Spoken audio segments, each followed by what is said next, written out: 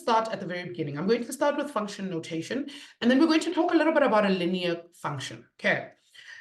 So here's where we're going to start with function notation. Now, I want us to understand what they actually mean when they tell us all these things.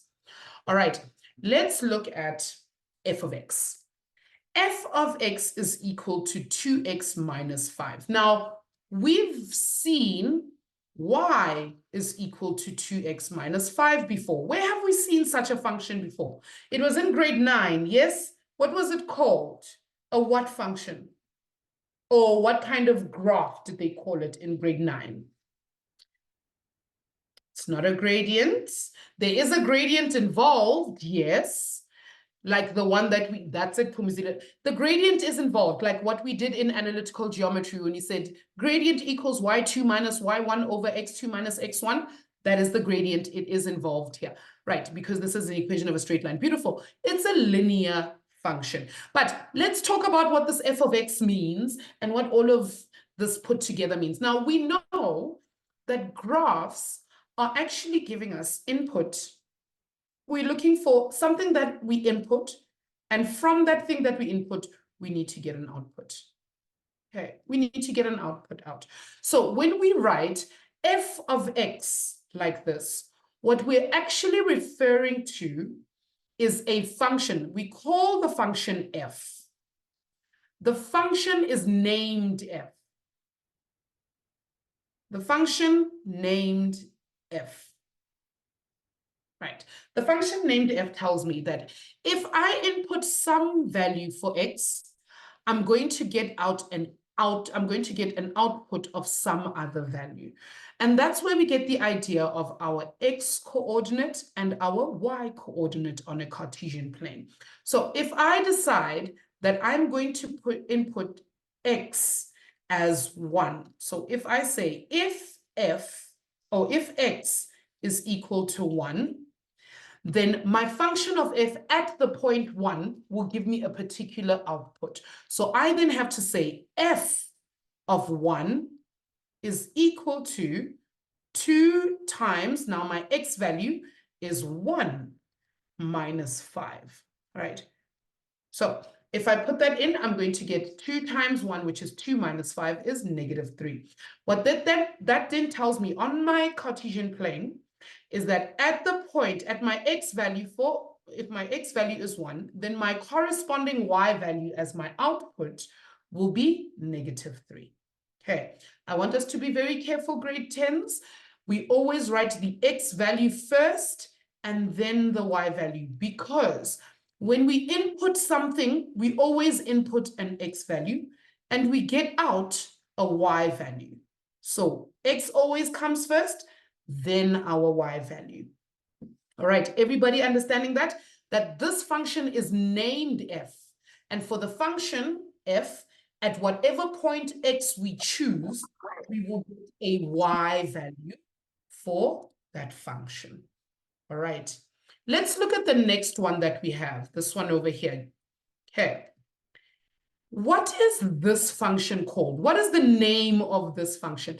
I will repeat with this next one that we've got here. Okay, but let me just ask this question. What is this function over here called? That's it. So, Pumizile, you're correct. It is a quadratic, but the name of the function is g. That is the name of the function. The function is named g. This is a function named g. And you are spot on that it's a quadratic. You're not wrong at all. You're 100% correct. It's just that it's named g. Now, Vukosi, I'm saying to you that if the function g will give us some sort of output, we're going to pick the input that goes in. So, Vukosi, pick an x value for us. If x is equal to what? Give us a value for x. 5, good. If x is equal to 5, then I know that I'm looking for the output of this function where f is 5. So we're going to say g of 5 is equal to, I'm going to replace x with 5, -3 times 5 squared plus 4. Right. What's that going to give me? Negative 3 times 5 squared is 25 times negative 3 will give us negative 75 plus 4 will give us negative 71. So on the Cartesian plane, for my x value at 5, my input value at 5, I'm going to get an output of negative 71. Okay. Am I making sense, Vukosi? Are we okay?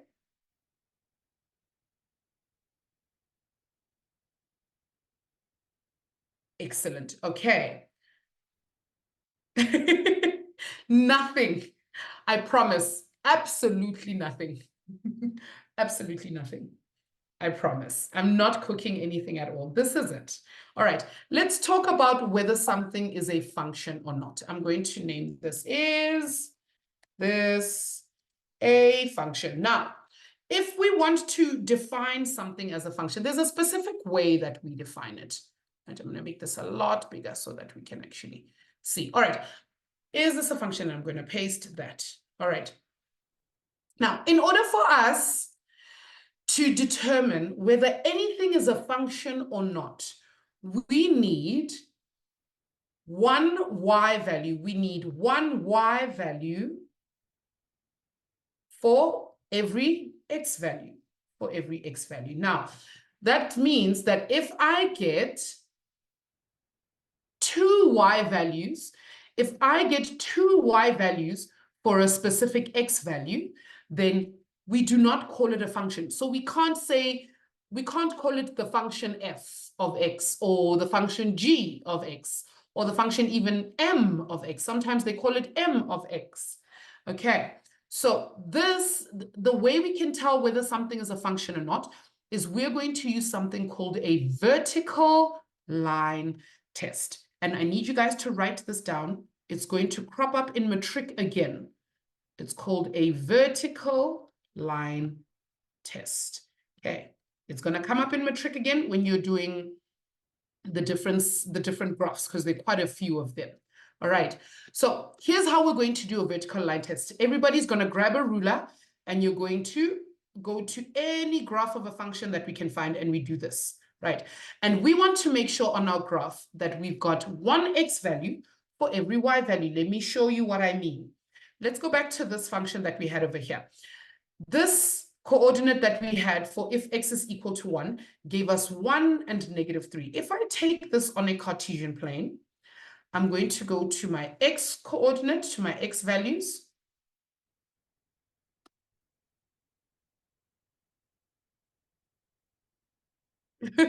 Who said that it's bums? Is it you, Gift? Okay, so if the point that I'm trying to plot is 1 and negative 3, that means on my x-axis, I need to go to the point 1. And on my y-axis, I need to go to the point negative 3. So my x-axis, the point is 1.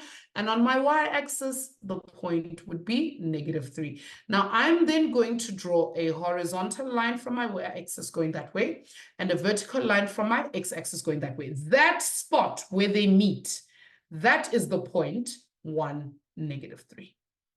Okay, so when I do my vertical line test, because my graph is defined, wherever my graph touches my line or my ruler, I need to get exactly one x value and one y value.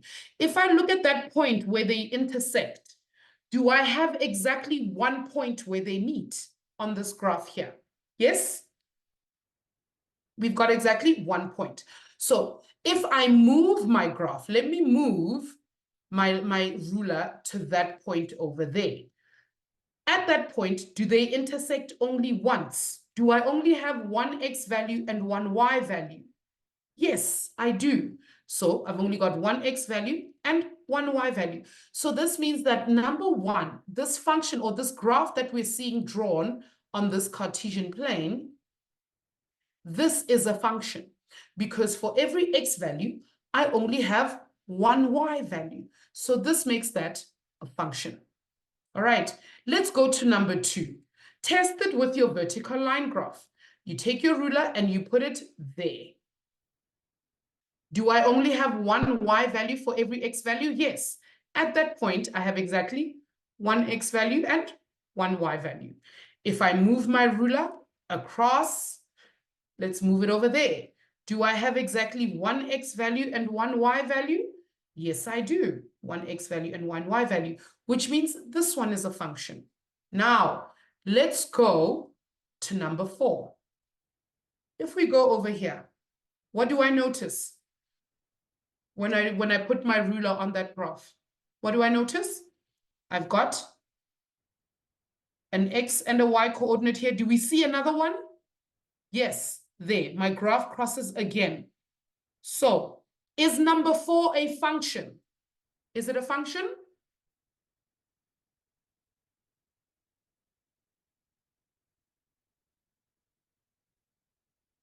No, it is not. Because I have 2 x values for every one y value. So it is not a function. What about number 5? Just have a look at number 5 and tell me, is number 5 a function or not a function? Nope, it's not. Right, it's not. Because I have 2 y values for the same x value. If my x value was -1, I would have a value there for y and a value there for y. So number 5 is not a function. And I need us to remember that. It's going to come up again in grade 11 and in matric. Okay, so hold on to that information. It's going to be very helpful as we go along. All right, now we've defined the fact that a function will either be called g or f or h or m or n.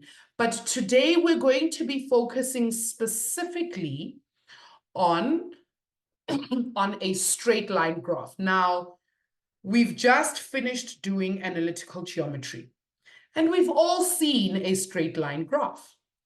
We've all seen a straight line graph. We were just doing them. We know the equation of a straight line graph, right? The only thing that we're going to add in this is the domain and the range. Please write this down. It's free marks in grade 10, in grade 11, and in grade 12. Domain and range. Now, domain is going to be all my x values. What x values do I have? Please don't. Because my grade 10s at school, every time I say domain, they all say expansion. And then we can't talk about anything else except Jujutsu Kaisen. So please don't do that. Okay? Because now, see, I know. And then now I want to talk about Gojo and Satoru. Guys, no. Okay, no, we're not going down that rabbit hole right now. Okay. Domain. What x values are defined? Okay, we're going to say what x values are defined. Right, that's what our domain means. Our range means what y values are defined. And I know this sounds like a vague statement at the moment, but I'm going to explain it as we go. All right, so we need to take note of our domain and our range. Now, Hulani asymptotes only come in when we're doing our hyperbola and our exponential graph. So we will get there. Okay, we're going to get there, so don't stress. All right, let's talk about what we want when we think of a linear function. Now, grade 10s, this is how we're going to start every single lesson. We're going to think of what we know about a straight line graph. So when we come into class, ma'am is going to say, I'm going to come in and I'm going to say, tell me about the graphs.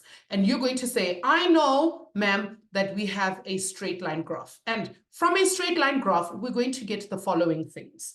First of all, I know that my straight line graph will be defined as f of x is equal to mx plus c. Now, we've seen f of x is equal to mx plus c before. There are two defining qualities of a straight line graph. The first one is m, and the other is c. What does the m stand for? Do we all know? M stands for the what? The gradient. Good. So we're going to say our gradient m is equal to y2 minus y1 over x2 minus x1. Right, step number 1. Step number 2, what does C stand for? C equals the what? C is the Good. It's the y in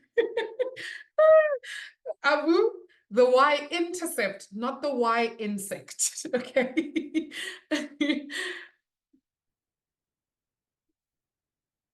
Okay. It's all good.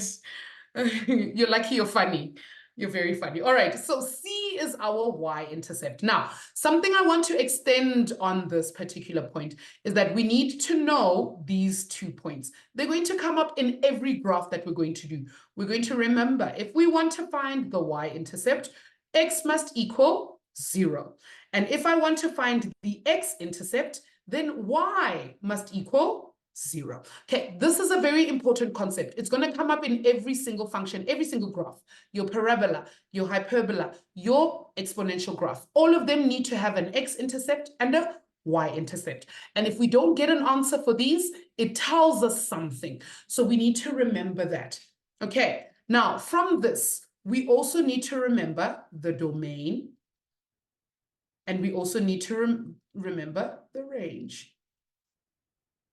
Okay, those are the things that we need to know about a straight line graph. So in Wednesday's lesson, when ma'am has this welcome thing over here, we all know that ma'am always has like a good mood, like, hello guys, welcome to class. Ma'am is going to say this. I'm going to write here.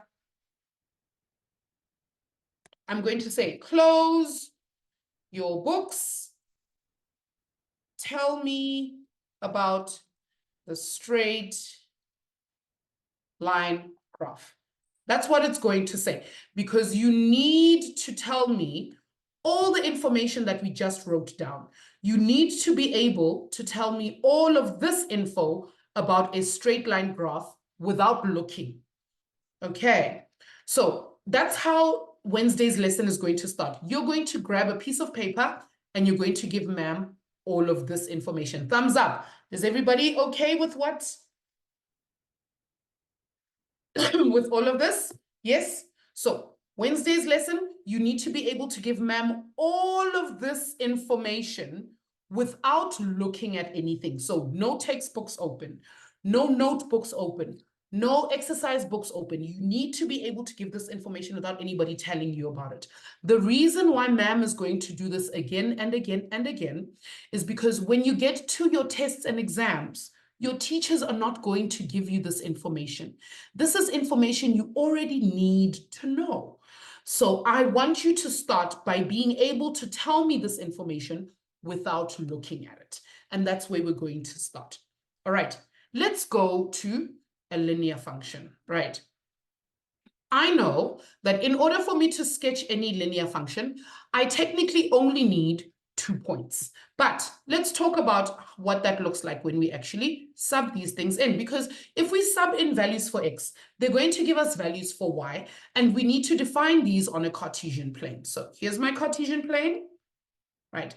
I'm going to choose these 3 values. I'm going to, so if x is equal to 1, then y will equal something. If x is equal to 0, y will equal something. And if x is equal to -1, y will equal something. We're going to use number 1 over here. And what we're going to do is we're going to get these values in terms of, we're going to write them in terms of coordinates. So I'm going to go, if x is equal to 0, if x is equal to 1, y will equal 2 times 1 plus 1. So if x is equal to 1, y will equal 2 plus 1, that's 3. So when x is 1, y is 3. I'm going to write it out as a coordinate 1 and 3.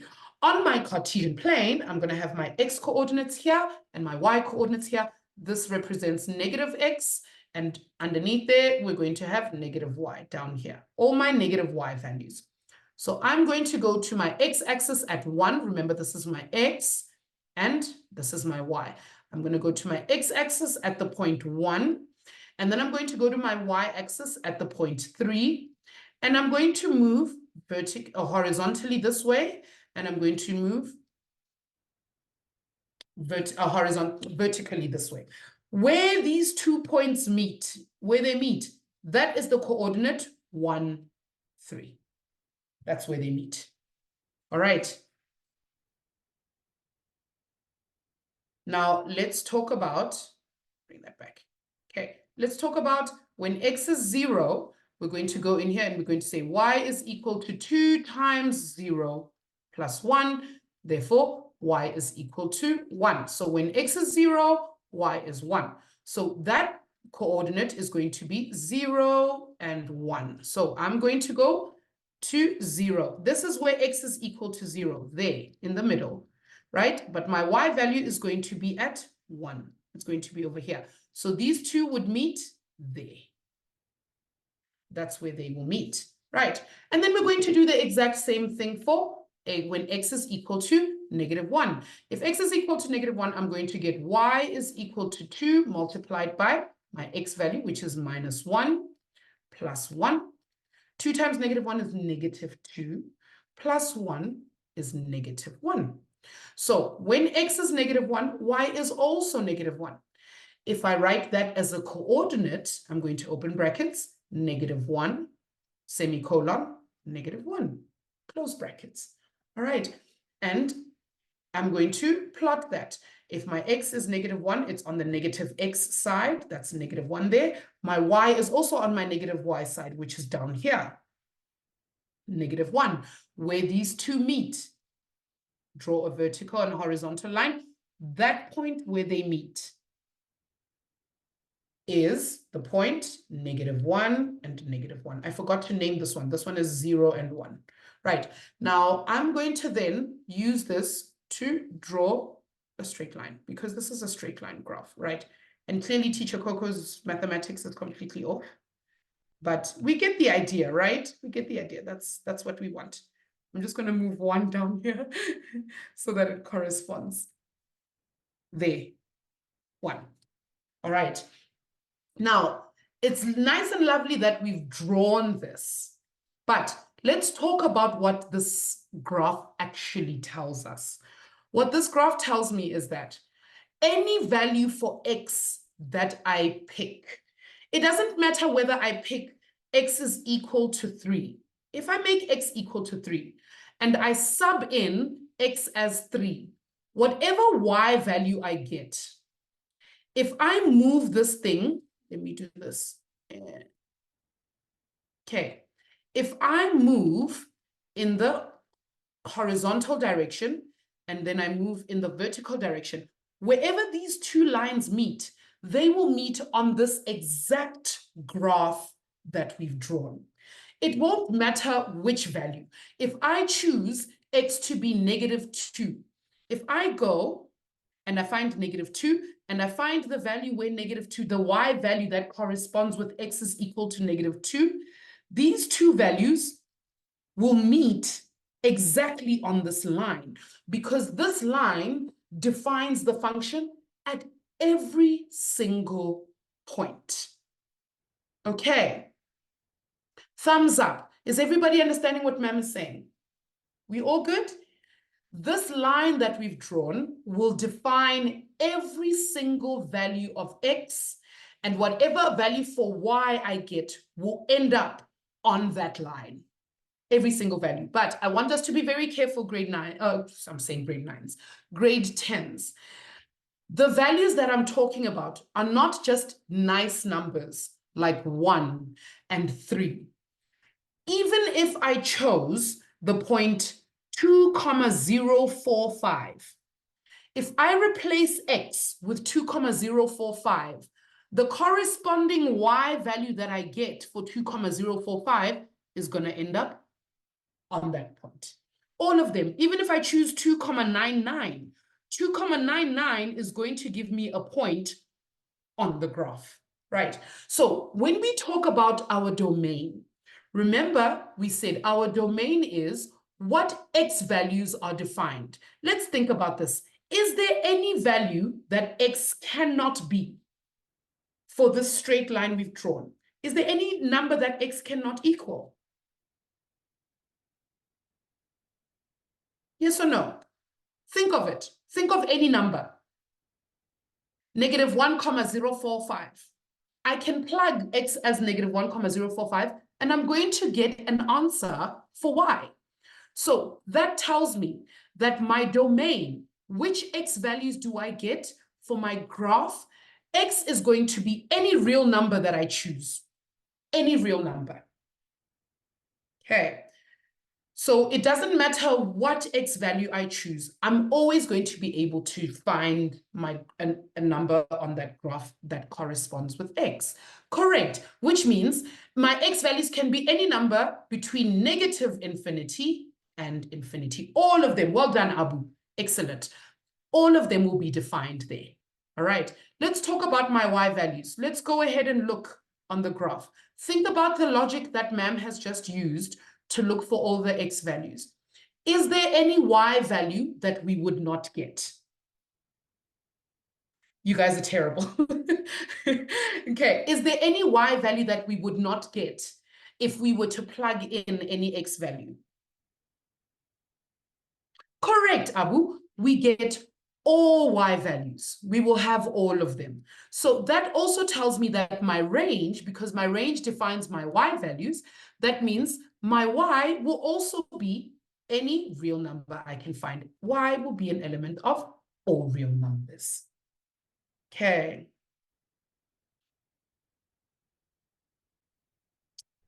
All right. Okay.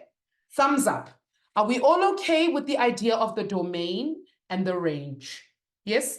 My X values are all real numbers and my Y values are all, or my range is all my Y values, all the real numbers. Okay, all of them. Even if we have to look for the square root of 3, if we replace X with the square root of 3, we're going to get an answer for Y. If we replace Y with -2, we're going to get an answer for X. Okay. All right. Okay, so first thing we're going to do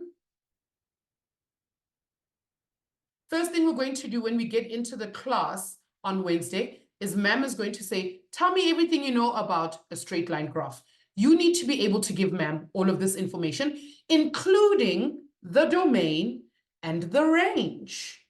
Okay, all of them. And Jujutsu Kaisen fans in the chat, we need to focus on maths, please. We can chat about JJK once we're done. All right. Okay. All right. And no spoilers. I'm on season 2, so don't spoil it for me. I'm only on episode 9. All right. So you guys are going to have to give me all of this care, all of this information, including the fact that my X is defined everywhere and my Y is defined everywhere. You need to be able to tell me X is an element of real numbers, Y is an element of real numbers. All right. Now, let's talk about, and if you need to, take a screenshot of this because I am going to ask for it again. Okay. I'll give you guys 5 seconds for those of you who are taking a screenshot. Sure, gift, no worries.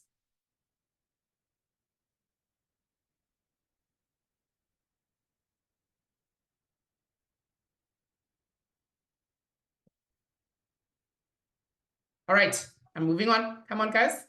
All right, let's talk about sketching. So when we sketch, we're going to learn something today called the dual intercept method. It's actually something we've learned in grade 9. Okay, but we're going to extend it. Yes, we are. We are drawing now. Yes, we are. Okay, so here's the nice thing about sketching straight line graphs. And I want you guys to write this down. Okay, here is a point. Here's a nice point for you. To sketch a straight line,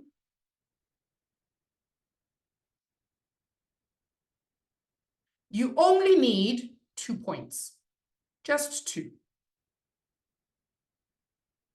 Okay, we only need 2 points. D is going to prove a little bit problematic, but I'm going to explain to you what we're going to do about D when we get there. All right, and today we're going to learn the dual intercept method. Now, here's what we're going to use. We're going to use the fact that we know that our y-intercept, if we want to find the y-intercept, we're going to make x equal to 0. And if we want to find the x-intercept, we're going to make y equal to 0. Let me explain. Let's start with our first function. Let's look at A. Let's look at A. I'm going to rewrite A, guys. I'm going to rewrite A. I'm going to rewrite A as g of x is equal to 2x plus 3. I'm going to ask, what is the name of this function now? What is the name of the function?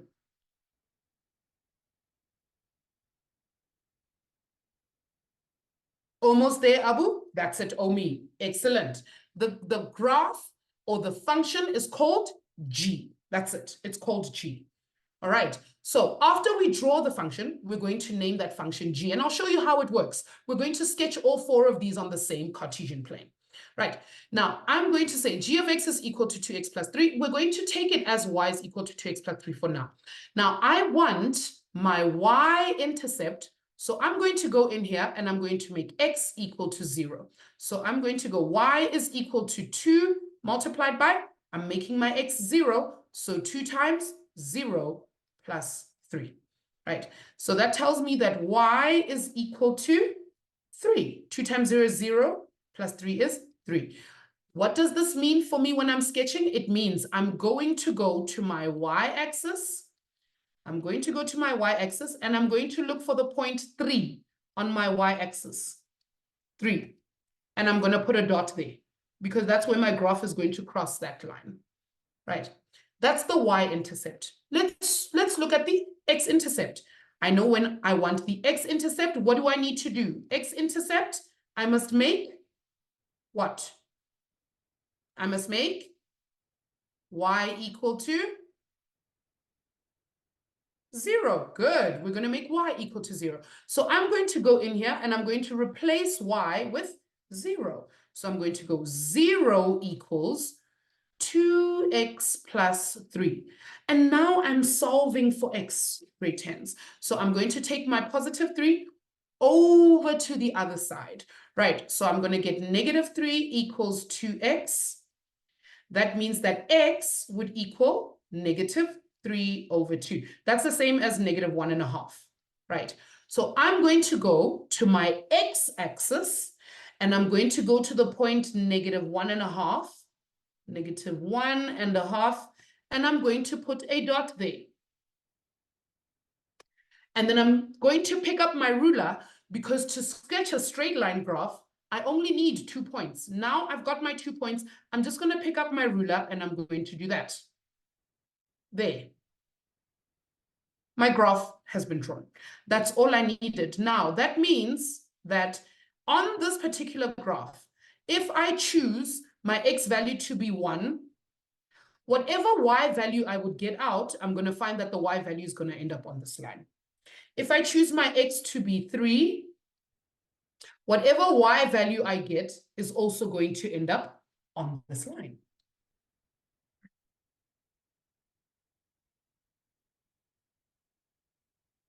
Ma'am, why are we keeping x as 2x? No, we're not. We're not. Because see, I've divided by 2 and I've divided by 2. So that's where ma'am got x is equal to negative 3 over 2. Okay. That's okay, Gift. It's okay if you need a break. If you need a brain break, that's fine. Okay, Vukosi, sorry, I skipped a step. Sorry. I just realized that I went from there straight to here. Okay, I'll make sure not to do that in the next one. All right. Okay, what do we name this function? What is this function called, guys? What is this graph called? That's it. So we're just going to go here and we're going to call it G. All right. And the reason I want us to be very careful in naming these is because you'll see when we start doing questions that they'll ask you, they will draw 2 of the same graph. They will draw 2 graphs on the same Cartesian plane. Then they will ask you, what is the domain of G? Now you need to know which of those graphs is G in order for you to give them the domain of that graph. What is the range of F? You need to know which graph of the function is F, because that's the one they're asking about. All right. Okay, so I want us to use this idea of a dual intercept method, and we want to do B. Okay, but I'm going to rename this graph f of x. So I know that this graph is actually graph f, 5x minus 4. Now, I want you guys to use the dual intercept method to find me where it will cross the y-axis and where it will cross the x-axis, called the intercepts. Okay, I'm just going to check quickly. Do you guys want to do this alone, or do you want me to assist you guys? Let me know in the chat. Okay, Narisha says alone. Omi's already done. My question, Omi, is did you rename your graph properly? Did you name your graph properly? What is the name of the graph? What is the name of the function? The function is f. Good. So you must go and name it f. All right. Okay. For those of you who know how to do it alone, go ahead. Vukosi and I are going to have a bit of a conversation. All right. So Vukosi, let's take it a step at a time. Because this is the dual intercept method, we want the y-intercept and we want the x-intercept, right? We want y-intercept and we want the x-intercept. Right. So when we want to find the y-intercept, what must x equal to, Vukosi? Tell me in the chat.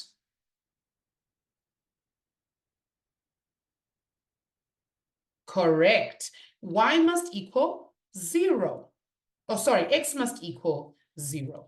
Okay, so we're going to say y-intercept x must equal 0. So we're going to go in here and we're going to replace x with 0. So we're going to have y is equal to 5 times 0 minus 4.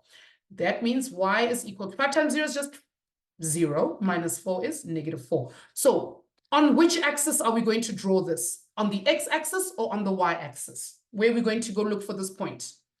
On the which axis? On the y-axis, good. So we're going to go to the y-axis at -4, and we're going to, that's -4, and we're going to draw a point there. Right, good. Now I need the x-intercept. What do I need to do here? X-intercept? Nice one, Abu. Are you seeing it, Vukosi? Y equals 0, y equals 0. So I'm going to go here and I'm going to replace y with 0. So I'm going to get 0 equals 5x minus 4. And now I need to solve for x, right? So I'm then going to take my -4, move it over to the other side. I'm going to end up with 4 is equal to 5x. I want just x on its own, so I'm going to divide both sides by 5, right? So that tells me that x is equal to 4 over 5. That's a little less than 1, right? It's like 0,8 actually. So it's a little less than 1. That point is going to be here, right before 1, 4 over 5, because it's crossing my x-axis. So it will cross the x-axis at 4 over 5. How many points do I need to draw a straight line? Just 2. So I've got my 2 points. I'm then going to take my ruler and I'm going to draw a line. There it is. Okay. Are we okay with that idea, Vukosi? Okay, everybody else, are we good? Did we get the right answer? Excellent. All right, beautiful. I want everybody. Oh, what did I forget? What did ma'am forget to do? I forgot to label the graph. Good. That graph is called G. The blue one is called F. I need to remember to name the graphs F, G. You must do it. Like I said, guys, there's always going to be more than one graph on the same Cartesian plane. And if we forget to do it, we're not going to know which graph they're asking us for. So I'm going to take C and I'm going to name it H of X is equal to X minus 3. I want everybody to draw C on the same set of axes. So we can draw 10 graphs on the same set of axes as long as we name them correctly. Okay.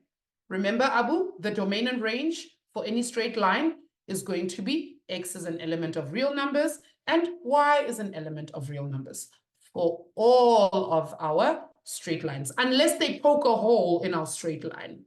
Okay, which then is going to tell us something different.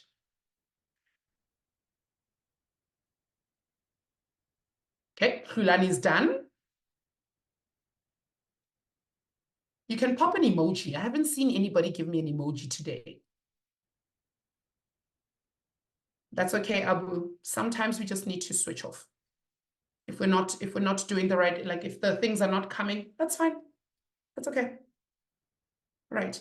Okay, let's look at the dual intercept method here. It's a metric thing. You'll see, Narisha, one day. One day they'll be poking holes and things. Good. My y-intercept, x is equal to 0. So I'm then going to get y is equal to 0 minus 3. That means y is equal to negative 3. So I'm going to go and I'm going to draw a dot at negative 3. There. Minus 3. Right. Then I want my x-intercept. I'm going to make y equal to 0. So I'm going to get 0 equals x minus 3. And then I'm going to take negative 3 over to the other side. That means that 3 is equal to x. That means my x-axis would cross at the point 3 there. I only need 2 points, so I'm then going to draw my straight line.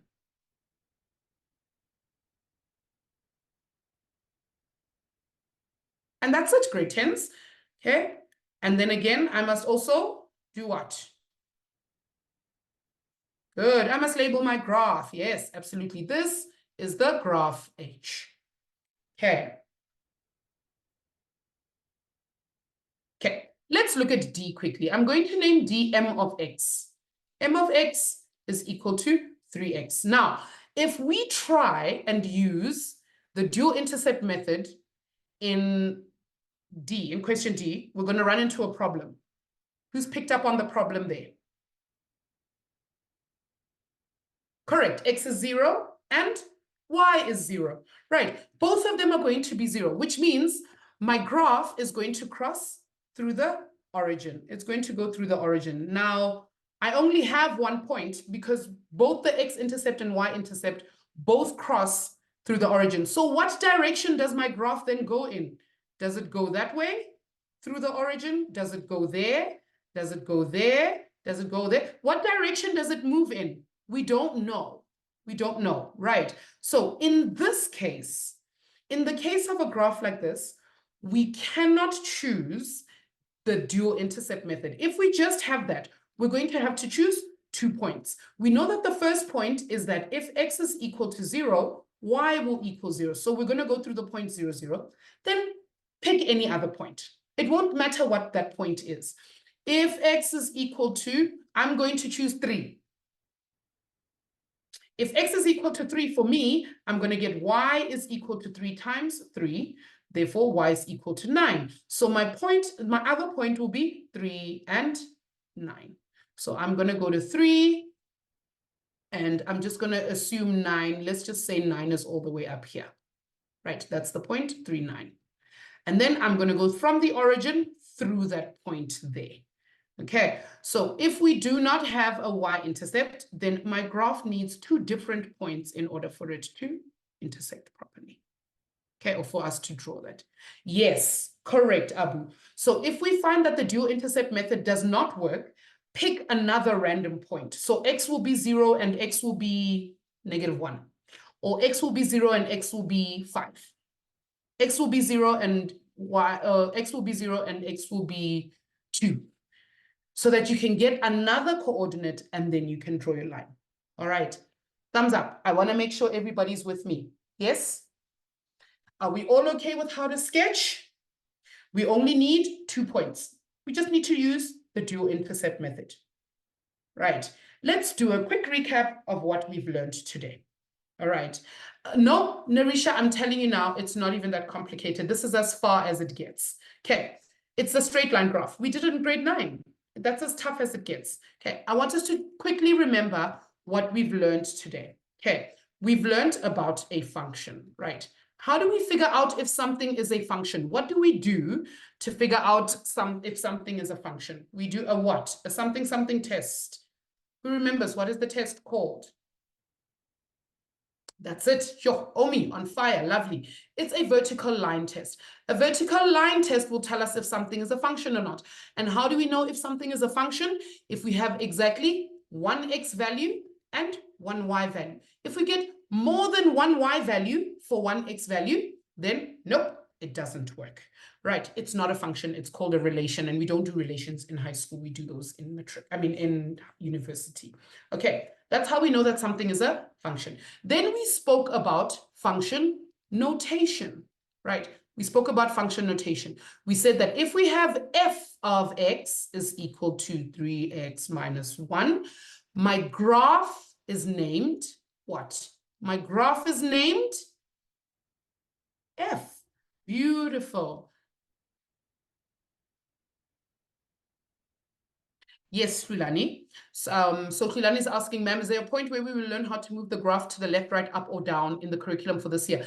Yes. So Khulani, in grade 10, we only move the graph up and down.